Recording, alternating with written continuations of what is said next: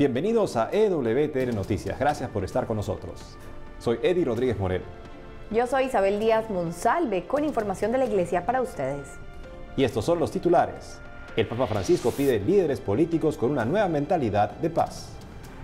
Santo Padre explica cuáles son las 3 dimensiones del Adviento. Unión Europea reconoce el sistema financiero del Vaticano. Empezamos el programa contándoles que el Papa Francisco envió un fraternal saludo al Patriarca Ecuménico de Constantinopla. Con ocasión de la fiesta de San Andrés Apóstol, patrono de los cristianos ortodoxos, el Papa Francisco envió un mensaje dirigido al Patriarca Ecuménico de Constantinopla, Bartolomé I. En el texto, el Santo Padre invitó al líder ortodoxo a unir los esfuerzos de todos los cristianos para asegurar la paz entre los pueblos, la abolición de todas las formas de esclavitud, el respeto y la dignidad de todo ser humano y el cuidado de la creación. El pontífice además expresó su profundo afecto por Bartolomé I, a quien llamó hermano en Cristo, asegurándole sus oraciones. En el mensaje, Francisco también recordó los siglos de historia en los que sin duda hubo malentendidos mutuos, diferencias y periodos de silencio que podrían haber comprometido la relación entre ambas iglesias. A pesar de ello, el Papa expresó su confianza en la oportunidad dada por el Espíritu Santo de recomenzar un diálogo fraternal y que fue reanudado definitivamente por sus predecesores, el Patriarca Atenágoras y el Papa San Pablo VI, quienes hicieron posible redescubrir los lazos de comunión que siempre han existido. Para el Sumo Pontífice, ambas iglesias tienen la responsabilidad de anunciar el Evangelio, y eso solo será posible si se sigue el camino del encuentro y el diálogo emprendido hace 50 años.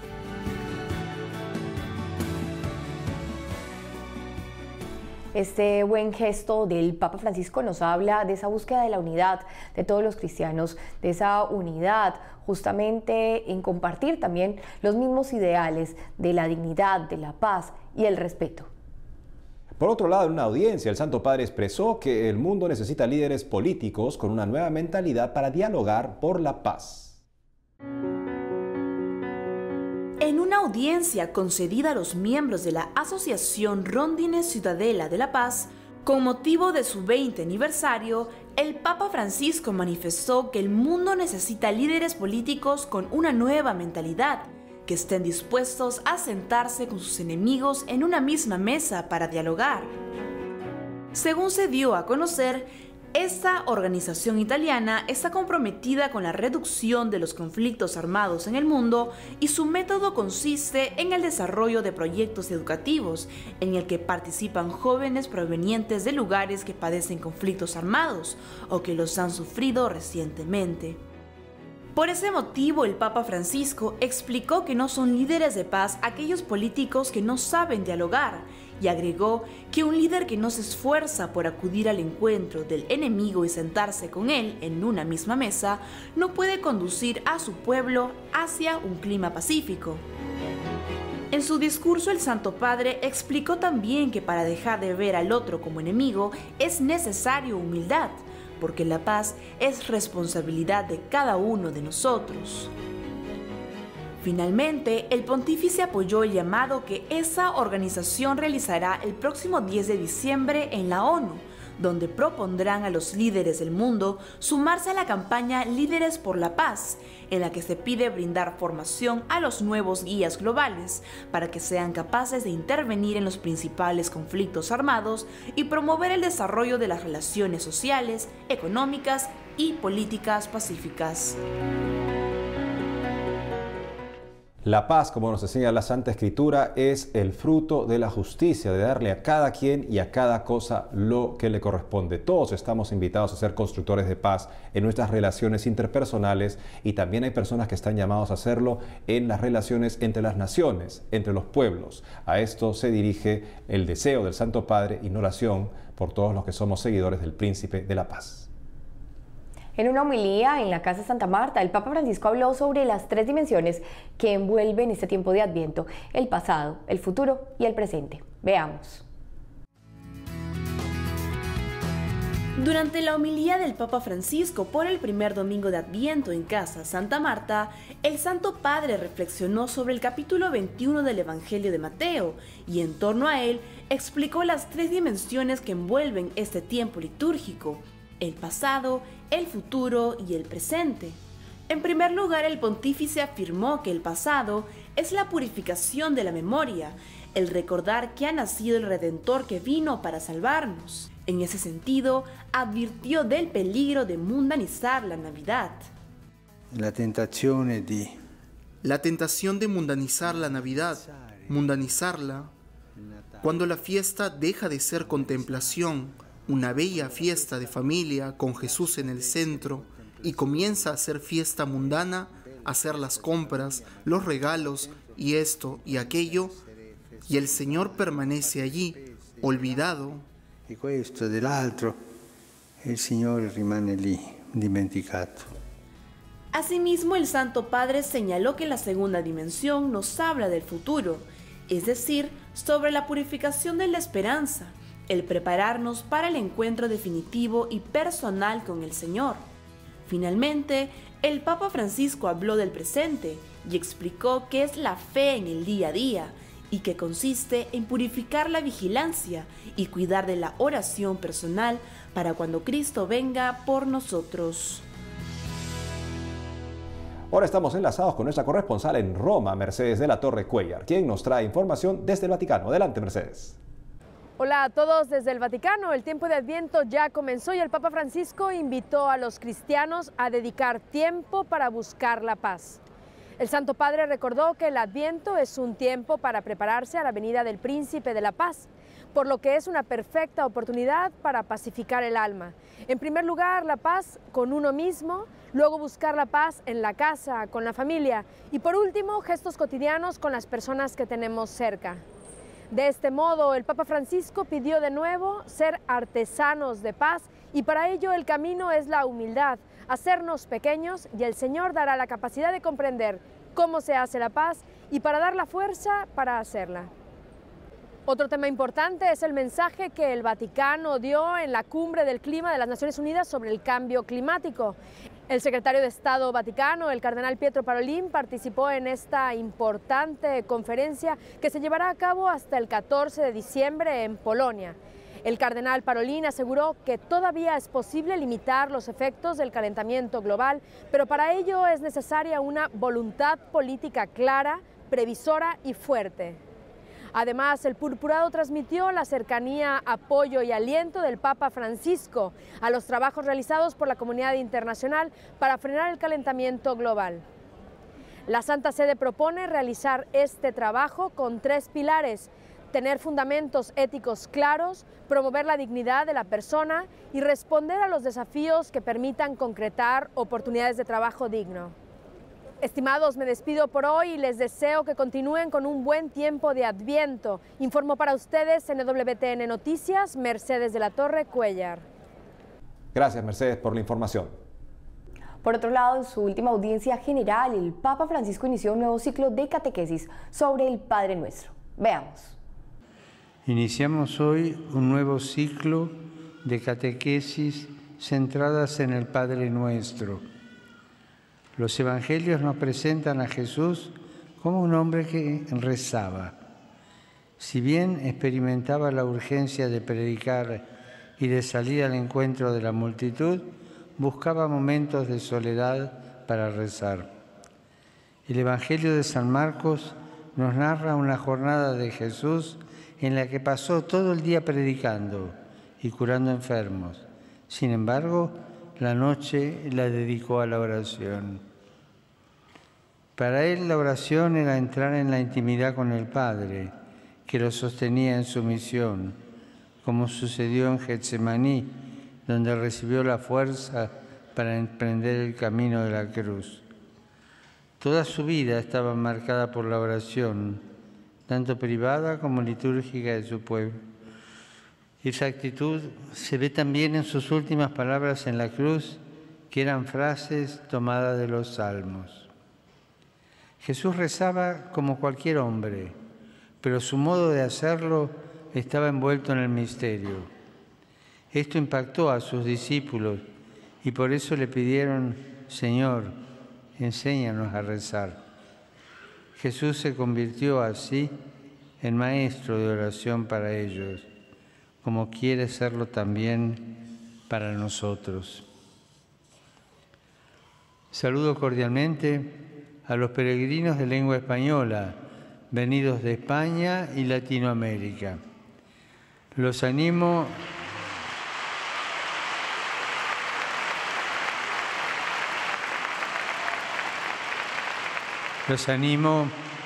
a pedir a Dios, como hicieron los discípulos: Señor, enséñanos a rezar, para que nuestra oración no sea ni rutinaria ni egoísta, sino encarnada en nuestra vida y que sea agradable a nuestro Padre del cielo.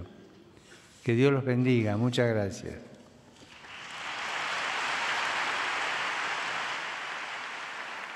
Imperdibles estas catequesis nuevas del Papa, en el que nos enseña a rezar justamente con la mejor oración, que es la del Padre Nuestro, y el poder reconocernos necesitados de Dios para poder ponernos de rodillas y entrar en intimidad con Él, para encontrarnos, bajar las barreras de nuestro corazón y dejar que Él sea el que entre y sea el que reine en el corazón. Y el sistema financiero del Vaticano fue recientemente aprobado por el Consejo Europeo de Pagos. Veamos. El Consejo Europeo de Pagos aprobó el mes pasado la extensión del alcance geográfico de la zona única de pagos en euros para incluir al Estado de la Ciudad del Vaticano y reconocerlo como autónomo e independiente. Como se recuerda, hasta antes de esa decisión, Italia consideraba al Vaticano como un Estado fuera de la Unión Europea en el aspecto financiero, por lo cual exigía que los movimientos bancarios se realizaran como con los países fuera de la Unión. En ese sentido, René Brulhart, presidente de la Autoridad de Inteligencia Financiera del Vaticano, señaló que esta exitosa aplicación es un signo muy positivo, pues ayuda a facilitar pagos y armoniza esos servicios. Además, revela los esfuerzos que hace la Santa Sede en pos de la transparencia financiera. Sin embargo, esta inclusión del Vaticano es la primera fase de un proyecto más amplio. La fase 2 será la introducción del Instituto para las Obras de Religión, más conocido como el Banco del Vaticano. Pero para ser aceptado, el instituto tendrá que demostrar que se ajusta al marco regulatorio y que tiene las capacidades técnicas para hacerlo.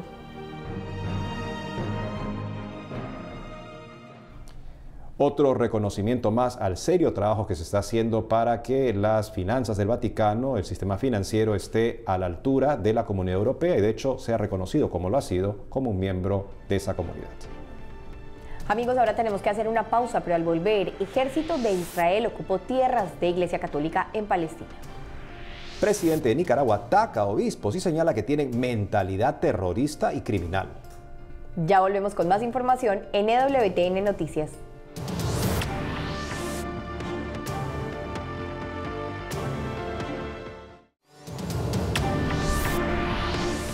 Ahora nos enlazamos con nuestra corresponsal en Chile, Giselle Vargas, quien nos trae información de la iglesia en este país. Adelante, Giselle.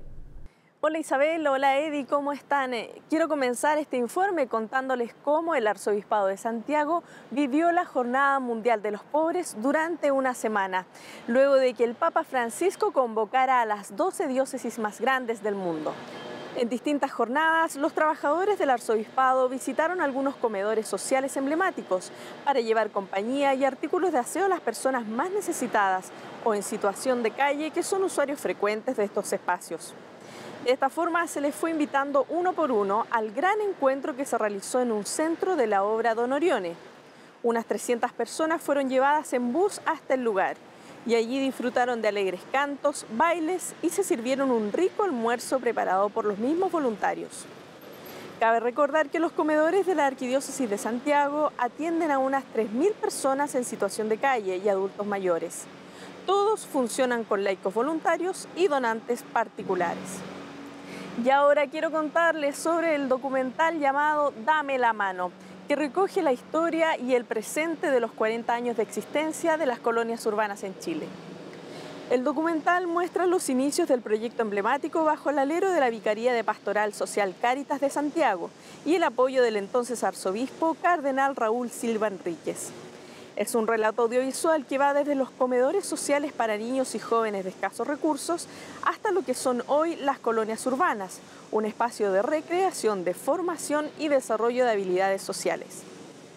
Las colonias urbanas están presentes en 30 comunas de Santiago y a lo largo de estos años han atendido a unos 400.000 niños y unos 350.000 jóvenes han participado como monitores voluntarios. El documental será difundido principalmente en los barrios donde han estado presentes las colonias urbanas. Bueno, y comenzamos Adviento y es un tiempo especial para preparar la Navidad. Por eso algunas instituciones que defienden la vida han querido celebrar con actividades especiales. Es el caso de Fundación Chile Unido, que realizó la tradicional fiesta de Navidad con más de 80 mamás que forman parte del programa de acompañamiento a mujeres con embarazos vulnerables. Las mamás y sus hijos disfrutaron de un rico almuerzo, regalos y premios. Ellas representaron a las 780 mujeres que son acompañadas por la institución a lo largo de Chile. Bueno, y esas son las noticias desde Chile. Informó para EWTN Giselle Vargas Noguera. Muchas gracias, Giselle. Continuando con más información, les contamos que el ejército de Israel ha ocupado más de 25 hectáreas en tierras de la Iglesia Católica en Palestina. Veamos. El ejército de Israel invadió cerca de 25 hectáreas pertenecientes a la Iglesia Católica en el territorio palestino de Cisjordania, ocupado por Israel para construir un cuartel militar. Según informó la agencia Fides, perteneciente a las obras misionales pontificias, el legítimo propietario de los terrenos es el Patriarcado Latino de Jerusalén. Dichas tierras estarían entre las localidades palestinas de Tayasir y Bardala, al norte del Valle del Jordán. En ese sentido, el Patriarcado confirmó la sustracción de tierras en un comunicado emitido a fines de noviembre. Aunque en el texto no se anunciaban medidas concretas contra la acción del ejército, se indicó que se trataría el asunto del modo más conveniente posible para evitar daños mayores. Asimismo, la máxima autoridad islámica de Palestina, el Gran Muftí de Jerusalén, Mohamed Ammar Hussain, también denunció la ocupación de las tierras del Patriarcado Latino de Jerusalén por parte de los militares israelíes y enmarcó esta acción como una estrategia del Estado de Israel para sustraer tierras palestinas con miras a la expansión de asentamientos israelíes. Una situación delicada, considerando justamente que los cristianos son una minoría en esta parte del mundo y una minoría muy importante que da un testimonio de paz. Ocupar tierras que tradicionalmente han estado bajo la administración de la Iglesia Católica, pone más en entredicho la situación de los cristianos en esta parte del mundo. Y en Nicaragua, el presidente del país, Daniel Ortega, volvió a atacar a los obispos de la Iglesia Católica y los tildó de tener una mentalidad terrorista y criminal. En una reciente actividad de la Unión Nacional de Estudiantes de Nicaragua, el presidente del país, Daniel Ortega, declaró que los obispos nicaragüenses dejaron de ser mediadores en el diálogo nacional y pasaron a ser parte activa de las fuerzas golpistas, alentando a cometer crímenes. Además, el mandatario agregó que los prelados no tienen nada de cristianos y actúan con una mentalidad terrorista. De acuerdo a Ortega, desde que comenzaron las protestas en abril de este año, hay en Nicaragua un intento de derrocar al pueblo, que según él es el gobierno y es el presidente de este país. Sin embargo, los obispos y distintos miembros de la sociedad civil mantienen la postura de reanudar el diálogo nacional para solucionar la crisis en la nación. Ortega dijo también que desde el 2007, cuando ganó las elecciones, los obispos, a los que calificó de vendepatria, han venido conspirando hasta que comenzaron a pedir sanciones en contra de Nicaragua.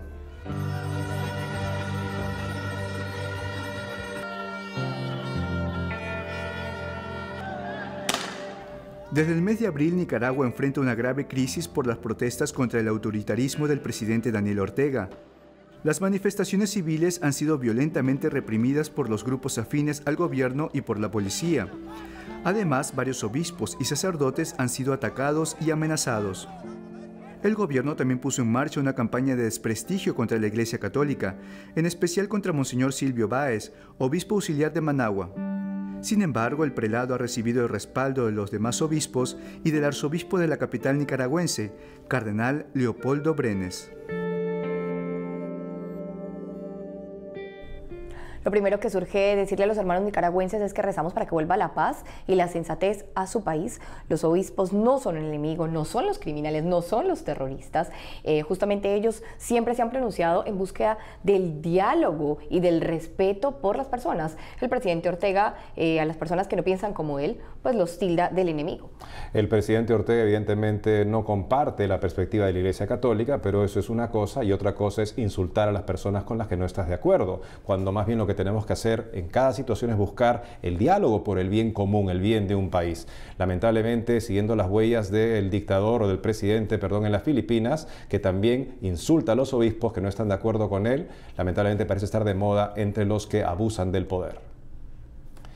A pocos días de la fiesta de la Virgen de Guadalupe, católicos mexicanos y extranjeros se preparan para peregrinar al santuario de Guadalupe con la ayuda de una guía elaborada por la Iglesia Católica. Cáritas México publicó una guía para peregrinos, con el fin de ayudar a todos aquellos que visitarán la Basílica de la Virgen de Guadalupe en Ciudad de México entre el 11 y 12 de diciembre. La guía de este año lleva por título Caminando con Laudato Si y está inspirada en el documento del Papa Francisco que invita al cuidado responsable de la creación.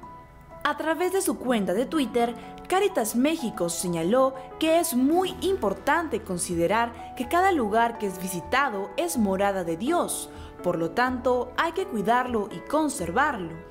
Se calcula que cada 12 de diciembre, día en el que se celebra la fiesta de la Virgen de Guadalupe, alrededor de 8 millones de personas visitan el santuario donde se conserva la tilma original de San Juan Diego, en la que quedó milagrosamente impresa la imagen de la Madre de Dios.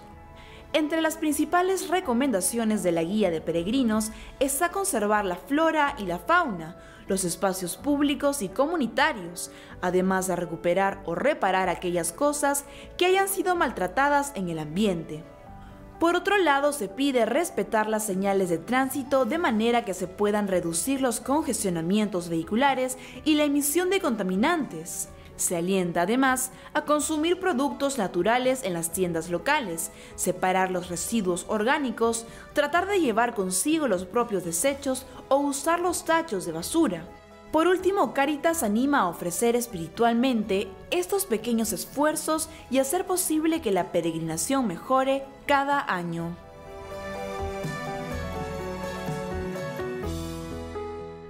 El Santo Padre nos hace conscientes a los católicos de que tenemos que cuidar del ambiente que ocupamos y también, por supuesto, de una manera ejemplar cuando nos dirigimos a un templo, a un santuario, de modo que demos testimonio también con nuestra conducta de que nosotros cuidamos unos de otros y por lo tanto también cuidamos la casa común. Y ya estamos enlazados con nuestra corresponsal en España, Blanca Ruiz, quien nos trae interesante información sobre una encuesta que se realizó en este país. Adelante, Blanca. Hola Isabel, hola Edi. Aquí a mis espaldas tengo la Catedral de la Almudena de Madrid y les cuento que recientemente el Instituto Nacional de Estadística presentó la encuesta sobre fecundidad en España. Los datos de esta encuesta revelan que la natalidad en España se encuentra en mínimos históricos y que las mujeres españolas desearían tener más hijos de los que actualmente tienen. De hecho, la tasa de fecundidad en España está en el 1,3 hijos por mujer, cuando el deseo del 25% de las españolas entre 18 y 55 años sería tener al menos 2 hijos. Los principales problemas que aducen las mujeres españolas para no tener los hijos que desearían son las dificultades laborales y económicas, así como la conciliación. Por eso reclaman un aumento de la duración del permiso de paternidad o maternidad y también la mayor flexibilidad en el horario de trabajo para madres y padres con niños pequeños. Además, recientemente el Gobierno de España presentó la propuesta de ley de la reforma educativa por la que, entre otras propuestas, implantaría de manera obligatoria la asignatura de valores cívicos. Esta asignatura es controvertida no solo por ser de carácter obligatorio para todos los alumnos de primaria y secundaria, sino también porque es muy parecida a la de Educación para la Ciudadanía que se impartió durante el gobierno de José Luis Rodríguez Zapatero y que, entre otros temas, promovía la ideología de género en las escuelas. Desde el Foro de la Familia se alertó el pasado verano de la creación de esta asignatura y pidió a la ministra de Educación, Isabel Celaá, respetar la neutralidad ideológica de los colegios públicos y la libertad de ideario de los concertados y privados. En otro orden de ideas, la Real Academia de la Lengua Española presentó recientemente el primer manual de estilo de la lengua española, donde rechazó de nuevo el uso del lenguaje inclusivo y del doble género, que es generalmente utilizado por grupos feministas. El llamado uso del doble género es la inclusión de todos y todas, cuando en castellano se utiliza tan solo todos. Según la norma gramatical que subraya la RAE, el masculino puede abarcar tanto el femenino como el masculino en algunos contextos. En ocasiones anteriores la RAE ya había rechazado este lenguaje y achacaban su uso a razones de corrección política y no de corrección lingüística. Y es que el uso del masculino no tiene intención discriminatoria, según han declarado en numerosas ocasiones, sino que tiene la aplicación de la ley lingüística de economía expresiva. Esto es todo desde Madrid. Un saludo, Edi, un saludo, Isabel. Seguiremos informando. Muchas gracias, Blanca, por esta importante información, y vemos cómo la ideología de género quiere traspasar todos los lugares e inundar todos nuestros espacios, pero en buena hora la Real Academia de la Lengua pues ha puesto un pare y ha dicho, esta no es la manera de hablar. Quieren controlar nuestra manera de hablar para controlar nuestra manera de pensar, lo que revela el carácter dictatorial de esta ideología. Y bueno, amigos, hemos llegado al final del programa por el día de hoy. Muchas gracias por estar con nosotros. No dejen de seguirnos en las redes sociales que aparecen en pantalla. Hasta pronto.